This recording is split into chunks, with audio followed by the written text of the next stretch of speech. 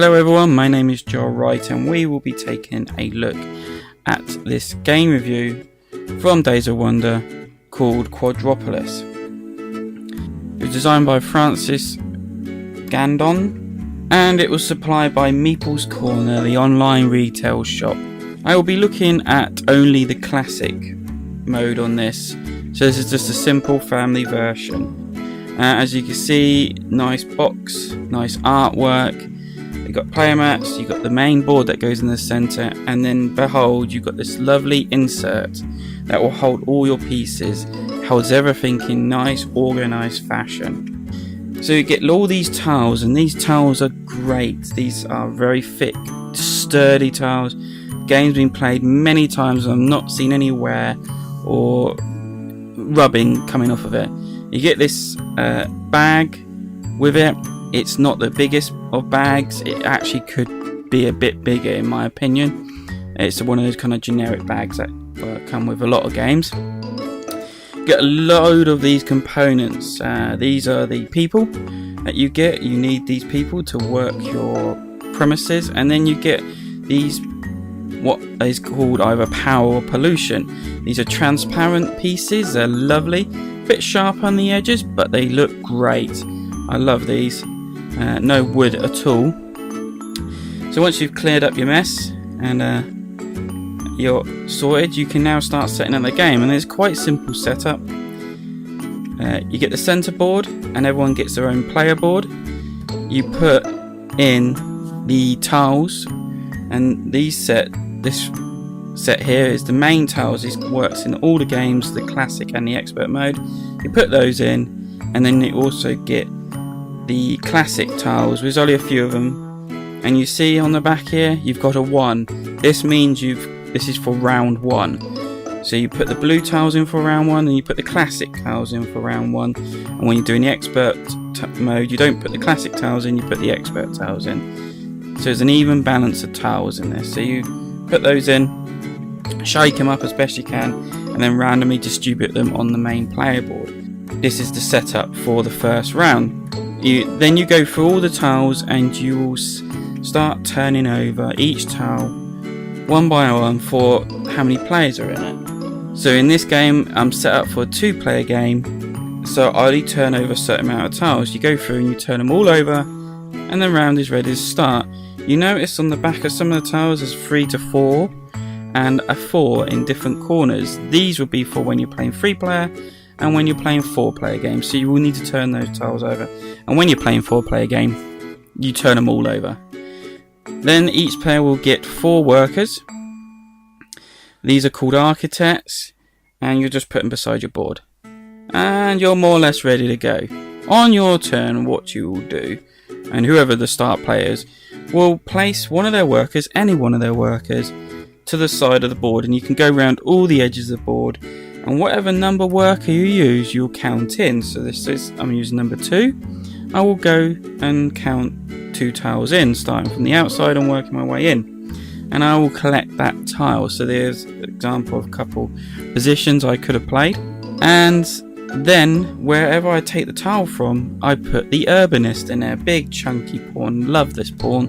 This one will go in there. What this does, it obstructs the opponent somehow. They can't point at the urbanist with their other architects, so they have to point in a different direction. So they can't do this. You can't point at the urbanist with your architect, but you can place your architect and point and collect a tile from the same row. So like here, the opponent is using a number 2 architect. So he can now actually point in the direction and count in and take that tile. Doesn't have to take one from the same row as the urbanist. You take any tile, long as he's just not pointing at the urbanist. And then the urbanist will move to where the next tile is removed, and he'll keep doing that. Just moving around wherever a tile's taken. And then you play again, and you take another tile, and you count in. So here I place my number 3 architect, and I've counted 3 in, taken that tile, and I've moved the urbanist. You might want to have someone keep control of the urbanist just to keep game flow. So Here is demonstrating where I can place my tiles that I collected. You have to place the tile on your grid according to the number you used. So I picked up the factory with my number 2 architect, and I picked up the house building with my number 3 architect. Seen here, I have to put it in the row or the column associated with the number of the architect that I used, and then I will collect resources for placing buildings in my town. Or just collecting the buildings, I will collect the resources. So I place my factory, I've got a power, and I've placed my building, I will get 2 people. Now these are 2 separate turns. I'm not making 2 goes in a row here. I'm kind of, for demonstration purposes, just showing you. Now these buildings need activating, it's called, and to activate they will require a resource, and it describes at the bottom or right hand corner of the tile what it needs to activate. And basically at the end of the game, if these are not activated by the resources needed, people or power, then they don't score. So bear that in mind. You still collect the resources, but you will not score them. The only difference when placing tiles is the houses. The houses are the only tiles that can stack in the classic mode. So to stack your houses, you can place your number 2 architect. Now you can stack it on top, on the 2nd floor of the building. Building doesn't need any more power. It's the only one that can go up, but you still collect the resources for that building. So your houses can be stacked high. They don't need a lot of resources to power them, but you can gather a lot of people, which is good. Then we come to scoring. Scoring, houses are scored by how high they get. So the higher you get your houses, the more points you get in a game. And as I said, it only needs 1 power, but you gain a lot of people from doing this. You notice in the corner of this building that there's the green pawn symbol. Now there's 1 in each round on a house. This is the start player marker. If you collect this tile, you will become the start player of the next round. This is the only way the start player token moves. And as I said, it is this lovely green transparent pawn. So the other thing that scores, gardens. Gardens only score when they're next to houses adjacent orthogonally. So you build your houses around parks and they score. This is a civil building. They score being in different regions of the board. As you notice from this picture, there's 4 different regions on your player board. If you have a civil building in each one of these regions, you score more points. You also notice that some of the civil buildings have victory points on them. Next up are harbours. Harbours score in vertical and horizontal lines. The longest of each one will score you more points, and they're also another one that scores you extra victory points when placed. Factories score when they're next to harbours and shops, depending on what they are. Will depend how many victory points you get, and shops score you how many people you've got left over. They're pretty good for if you've got lots of people left over, you can put them all in your shops and they will score you more points. And that could be a problem if you've got people and pollution left over, which is called then, they will score you negative points. So you want to put your people in the shops, and you can actually put leftover pollution onto parks. You can only put 1 pollution on each park you've got, so you're limited that way. But it's a good way of sinking away that pollution left over. After each round, you will wipe the board in the centre, and the urbanist will come away. And you will pull out the next round. So next round is number 2. You put those in the bag, along with the classic tiles as well, and shuffle that bag and start placing them out again. And you will do this for each round. So round 3, same thing, keep doing it, and then round 4 again. And you'll just turn over the tiles for the number of players. You can see there's a lot of randomization in it, and it's very good like that. It's very neat and very simple. I also like to point out, in each game you will pick up, you'll get a small mini expansion that will come with the game. It will take a bit of sorting. What it does is basically you replace a park with this playground park. Now the playground park is slightly different. Still scores the same as normal parks, but you can't sink pollution into this park. But you will gain a person for this park, so a child effectively, which you can then send to a factory, and it becomes child labour for the factory, which is kind of very old-fashioned and not very modern. And that's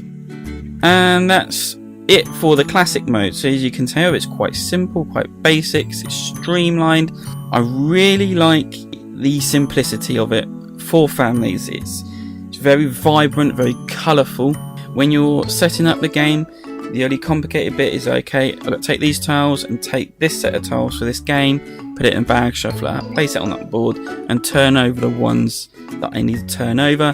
It's very clear which tiles need to be turned over, and there's a lot of randomization. You might be planning on building harbours, using that course to score in lots of points, because harbours actually can score you loads of points along with the civic buildings. But you get to an issue where, okay, these are not being placed in the area I need them to be placed in. Like, you might need a civic building to go in region 4, and you're in the last round, no civic building is being placed in the 4th spot or the 2nd spot of how you can place your architect to get that building. So it's not bad planning on your part, it's just the luck of the draw. So there is some luck aspect to the game of how the tiles come up. It's very much mitigated to the design of the game. That's very clever, it's very balanced and evened out. Anyone could pick this up. It is a little bit complicated when you first explain it to people, like your architect number represents how many you count in and how many, and then where that tile can be placed on your board.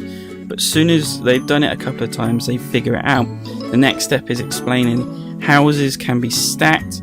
They can either be stacked using the architect of the same number for the row or column, or the architect of the same number for the height of the house it's going on. As I explained, that can be a little bit confusing, takes a bit of working out. At the end of the game, it's very simple. I love the artwork in this. It's clear, it's precise, it's to the point. I have a couple of issues that the playables could have been a bit thicker. Mine are not taken anywhere. Yes, it just sits on the table and you plant stuff on it, but like, it is kind of almost a step up from paper. Bag could be bigger. Could get your own bag and use that if you wanted to, but the bag could be bigger. But other than that, components are top notch. The transparent tokens are lovely. A little bit sharp on some of the edges, but they're still nice to hold and look at. The cardboard tokens for the buildings are nice and thick, and as I said, the game's been played many times. They're not showing anywhere yet, not that I've noticed. The only thing I can probably suggest is that first player token is very strong. You need to look out for that and try and grab that as soon as possible, because we have found when playing with 3-4 players that sometimes when it gets to your last turn and you're the third player, you might not be able to pick up a building, so you will lose out on placing the building and scoring points. So the first player marker is strong. Second of all, civic buildings and harbours are quite strong, but we did find civic buildings can be very strong. If you can get all 4 in each corner, that's a lot of points. Plus, if you can get civic buildings with 1 or 2 victory points, that just adds to your total, making it one of the strongest ones out there to build. So you need to look out for those. But other than that, it's a nice game. It's up there with one of the best ones that Days of Wonder has produced in recent years. I will quite happily play this. You could almost class this as a filler game. It could end up with players with a bit of AP trying to work out the best solution. There's always the need of just rushing them along a bit. I mean, it's a simple family game. There's no need to sit there and try and figure out the whole concept and how many points you get. Just play the game. You're building a city. It feels very much like you're building a city because you're planning where to put stuff. You want your houses here. You want to put a park in the centre. You want shops to take up these people that you're getting from your houses. You can build a harbour and you think, yes, I'm going to build a nice long harbour along this bit. and have a couple of factories nearby to score those extra points and give power to give to the houses. It all works together in a very nice fashion. If you play it flat, you will fill up your board. If you play it right, if you're stacking your houses, you're not going to fill all the spots up. So bear that in mind. But planning and starting from the beginning, I'm going to go with the houses, and I'm going to have shops, and I'm going to have parks. I'm going to score my points that way. Do that. Or you're going to go harbour route with factories and civic buildings. Go that route. But that's very strong play. So try and watch what other people are doing. Maybe step on their toes a bit once you've got the hang of the game. Because if they're building up a lot of civic buildings and harbours and they're grabbing that first player pawn all the time, you might want to put a stop to that in future rounds or future games. As I said, it plays very quickly. You can play 2 players in half an hour, 4 players in 45 minutes if you've got good quick players. But I love it. So that is Days of Wonder Quadropolis Classic mode.